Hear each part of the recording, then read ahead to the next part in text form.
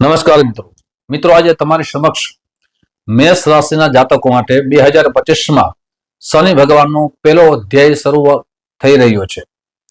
પનોતીનો પહેલો અધ્યાય પ્રથમ ચરણ શરૂઆત થવાની છે. તો આ પનોતીનો સમય પહેલો અધ્યાય શરૂ થવાનું છે તો જીવનમાં શું પરિવર્તન આવવાનું છે. સાથે મિત્રો આજનો જે એપિસોડ છે કોઈ વ્યક્તિને ડરાવવા માટે નથી પણ સાવધાન કરવા માટે છે. સાથે જીવનમાં પરિવર્તન આવે તો બે રીતે આવે છે, એક તો દુઃખ સ્વરૂપે આવે અને એક સુખ સ્વરૂપે આવે. તો આપના માટે શું આવવાનું છે, શું આપણે સાવધાની રાખવાની છે, સવિસ્તાર સાથે આપણે ચર્ચા કરશું. 2019-95 થી હવે મેષ રાશિ માટે શનિને પનોતીનો સમય આવી રહ્યો છે. એટલે 30 માર્ચ 2025માં પછી આપણા સમયમાં શું પરિવર્તન આવી શકે અને શનિની પનોતીનો સમય કેવી રીતના આવે છે. જ્યારે શનિ ભગવાન એમની રાશિથી પ્રથમ ભાવમાં હોય, દ્વાદશ ભાવમાં હોય અથવા એમનાથી પાછળ જે પ્રથમ ભાવ માની શકાય એમાં હોય તો એ શનિની પનોતીના ચરણો કહેવામાં આવે છે. તો સૌથી પહેલા આપની રાશિ પ્રમાણે શનિ ભગવાન આપના 12મા ભાવમાં છે, એટલે કે મીન રાશિમાં છે. તો 12મો ભાવ છે એ વિદેશથી લગતા દરેક કાર્યો જોવામાં આવે છે. સાથે ખર્ચાનો ભાવ માનવામાં આવે છે, મોક્ષનો ભાવ માનવામાં આવે છે, આંખનો ભાવ માનવામાં આવે છે અને સાથે આ 12મા ભાવથી જીવનની અંદર શું પ્રગતિ કરી શકીએ, શું બચત કરી શકીએ તે પણ ત્યાંથી જોઈ શકાય છે. શનિ ભગવાનની જે પનોતીનો સમય ચાલુ થવાનો છે તેમાંથી શનિ ભગવાનની 3 જગ્યાએ દ્રષ્ટિ પડે. 3 જગ્યાએ કઈ કઈ જગ્યાએ છઠ્ઠા ભાવમાં દ્રષ્ટિ પડે છે, સાથે દ્વિતીય ભાવમાં દ્રષ્ટિ પડે છે અને શનિ ભગવાનની ત્યાંથી 9મ ભાવમાં પણ દ્રષ્ટિ પડે છે. તો વિશેષ કરીને મેષ રાશિના જાતકો માટે 2025 30 માર્ચ પછી લાભ પણ થવાનો છે અને સાવધાની પણ રાખવાની છે. લાભ શું થવાનો છે કે વિદેશથી કોઈ પણ કાર્ય આપ કરશો તો ત્યાં આપને લાભ થવાની ખૂબ જ સંભાવના વધી જશે. આપના ખર્ચાની અંદર આપને કંટ્રોલ રાખવો ખૂબ જ જરૂરી છે. ખર્ચા કઈ જગ્યાએ થઈ શકે છે? બીમારીમાં, હોસ્પિટલમાં આપના ખર્ચા વધી શકે છે. અને શનિ ભગવાન છે એ કર્મદાતા છે. સાથે શનિ ભગવાન જેને જેવું કર્મ કરે છે એવું જ ફળ આપે છે. અને ચંદ્ર ભાવથી શા માટે જોવામાં આવે છે? ચંદ્ર છે એ મન છે અને શનિ છે એ દુઃખ છે. જ્યારે મન દુઃખી થાય ને ત્યારે જીવનનો દુઃખકાળનો સમય આવે છે. હવે સાવધાની રાખવાથી એ નુકસાનથી બચી જઈ શકીએ છીએ. એટલે ખાસ કરીને આ ગ્રહો છે એ આપણા જીવનમાં સુખતા પણ આપે અને અસુખતા પણ આપે. હવે શનિ ભગવાન મેષ રાશિના જાતકો માટે ક્યારે સુખતા વધી જશે અને ક્યારે અસુખતા વધશે એ પણ જોઈએ. જ્યારે આપણી જન્મ કુંડળીમાં શનિ ભગવાન સ્વરાશિમાં હોય, ઉચ્ચ રાશિમાં હોય, સાથે શુભ સ્થાનમાં હોય, પાપ ગ્રહોની દ્રષ્ટિ ના હોય ત્યારે આપના જીવનમાં સુખદ સમય આવી રહ્યો છે. અને એમ પણ કહેવાય છે કે પનોતીનો સમય એક વખત આવવો જ જોઈએ. શા માટે? આપણા જીવનના કોઈ પણ દુઃખ આવે ત્યારે સત્ય અને સાથે સાચા માણસની પરખ થાય છે કે જીવનમાં મારું કોણ છે અને મારા દુઃખમાં કોણ સાથ આપશે, મારા દુઃખની અંદર કોણ ભાગ લેશે. સુખની અંદર તો બધા આવે, સ્વજનો પણ આવે, મિત્રો પણ આવે અને આપણા પોતાના પણ હોય. પણ જ્યારે દુઃખનું કારણ બને ત્યારે જેને મિત્રો માનીએ છે, જેને સગાવાલા માનીએ છે એ આપણો સાથ આપે છે અથવા નથી આપતા એ દુઃખમાં જ ખબર પડે. એટલે એક વખત દુઃખ આવવાથી જીવનમાં ખૂબ જ પરિવર્તન આવી જાય છે.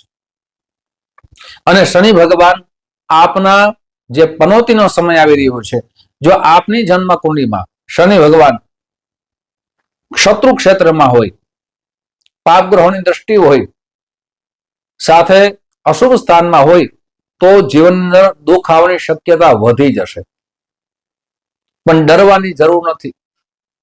કેવલ કર્મ કરવું અને શનિની ઉપાસના કરવી, એ પણ અંત સમયમાં બતાવીશ. હવે શનિ ભગવાનની નવમ દ્રષ્ટિ છે.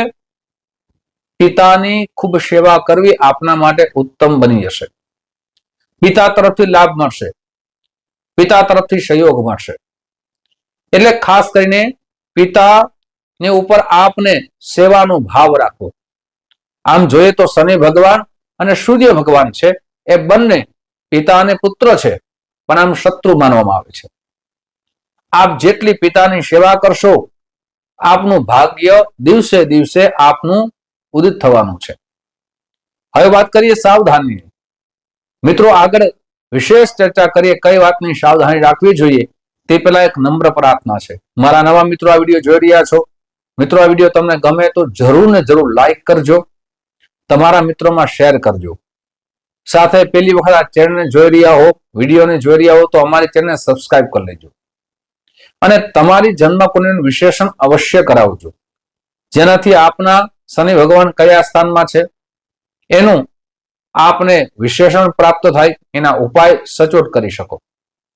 અને જે પણ આપણે ચર્ચા કરીએ છીએ એ ચંદ્ર રાશિના ઉપર કરીએ છીએ, ગોચરના ગ્રહો ઉપર ચર્ચા કરીએ છીએ. આપની જન્મકુંડળીમાં ગ્રહો કઈ સ્થિતિમાં છે ખબર નથી, પણ આપને જો જાણવું હોય તો અહીં નંબર દેવામાં આવ્યા છે, અહીં સમય દેવામાં આવ્યો છે, સમય સાથે કોલ કરજો. સાથે મિત્રો, ઓનલાઈન ને ઓફલાઈન બંને વ્યવસ્થા રાખી છે. ઓનલાઈન આપને આપની જન્મકુંડળી વિશે જાણવું હોય તો આપનું નામ, જન્મ તારીખ, જન્મ સમય, જન્મ સ્થળ, સુનિશ્ચિત દક્ષિણા મોકલી આપશો, આપને સમય દેવામાં આવશે. સમય કોલ કરશો એટલે આપની કુંડળી વિશે આપને માહિતગાર કરવામાં આવશે.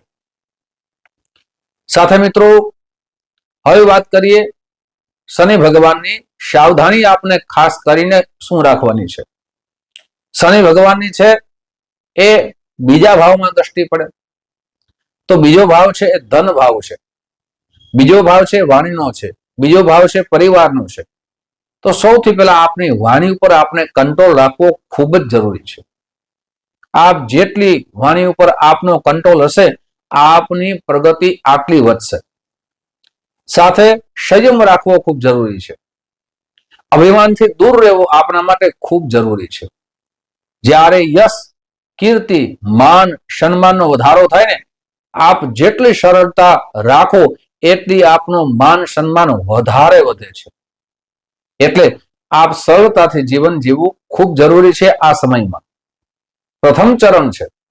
સાથે આપના પરિવારમાં કોઈ પણ પ્રકારના ઝઘડા ન થાય એની ખાસ કાળજી લેવાનો સમય છે. આપની પાસે ધનની આવક અવશ્ય થશે, ધન આવશે, પણ ધનનો આપ સંચિત કરજો, સાચવજો, જેનાથી એ ધન આપ આપના જીવનમાં સદુપયોગ કરી શકો, સારી રીતે એનો કોઈ બિઝનેસ કરી શકો અને આપની પ્રગતિ થઈ શકે. છઠ્ઠા ભાવમાં શનિ ભગવાનની દ્રષ્ટિ છે તો આપને મોટામાં મોટી સાવધાની રાખવી આપના શત્રુઓ તરફથી. આપને કોઈ પણ રીતે શત્રુ હેરાન ન કરે, આપના માન સન્માનમાં ઠેસ ન પહોંચે, આપની યશ કીર્તિની કમી ન આવે, એની ખાસ સાવધાનીનો સમય છે. સાથે કોર્ટ કચેરીમાં આપણે ન જવું પડે, આપના ઉપર કોઈ પણ પ્રકારના કેસ થતા હોય ત્યાં પણ આપણે સાવધાની રાખવી જરૂરી છે. નાનકડો વિવાદનું કારણ મોટું ન બની જાય એની સાવધાની રાખવી જરૂરી છે. સાથે છઠ્ઠા ભાવની અંદર શનિ ભગવાનની દ્રષ્ટિ છે, એ નોકરી ઉપર પણ આપણે સાવધાની રાખવી. આપ પ્રગતિશીલ બનો, આપના જીવનમાં પદ ઉન્નતિ મળે, પણ આપ રાજનીતિમાં ફસાઈ ના જતા. આપને કોઈની વાતમાં આપણે આવવું ન જોઈએ. કોઈ પણ નિર્ણય આપણે શીઘ્રતાથી ન લેવો જોઈએ. કોઈ પણ વિચાર છે, કોઈ પણ નિર્ણય છે, જેટલી શાંતિપૂર્વક સલાહ લઈને આપ કરશો આપના માટે ઉત્તમ બનશે. આપ આપના વડીલોની, ગુરુજનોની સલાહ લઈ અને કોઈ પણ કાર્ય કરવું આપના માટે ઉત્તમ બની શકે છે. સાથે શનિ ભગવાનના ઉપાય આપની સમક્ષ રાખું છું, અવશ્ય કરજો. સૌથી પહેલા તો આપની જન્મ કુંડળી બતાવી શનિનું રત્ન ધારણ કરી શકો છો. સાથે પ્રતિ દિવસ શનિ ચાલીસાનો પાઠ કરો અને મંગળવારના દિવસે હનુમાન ચાલીસાનો પાઠ કરો. મંગળવારના દિવસે યથાશક્તિ આપ અન્નનું દાન કરો, આપના માટે ઉત્તમ બની શકે. અને જન્મ કુંડળીમાં જે પણ દોષ આવતા હોય શનિને લગતા એનું નિવારણ કરાવવું. એટલે શનિ ભગવાનની કૃપા અવશ્ય થાય. શનિ ચાલીસા તો પાઠ કરવાનો છે, પણ શનિ ભગવાનનો નાનકડો મંત્ર છે, ઓમ પ્રામ પ્રીમ પ્રોમ શાહ શનિશ્ચરાય નમઃ. પ્રતિ દિવસે એક માળા કરો.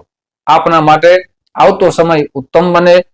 આવી શુભેચ્છા આશીર્વાદ સાથે ફરીથી મળશું. આપ સૌને મારા જય શ્રી કૃષ્ણ. મહાદેવ.